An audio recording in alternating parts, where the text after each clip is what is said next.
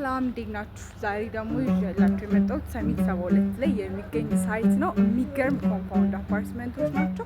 ግቢውን ተመልከቷቸው እንዴት እንደሚያምሩ በጣም ቆንጆ ተደርገው የተሰሩ ናቸው።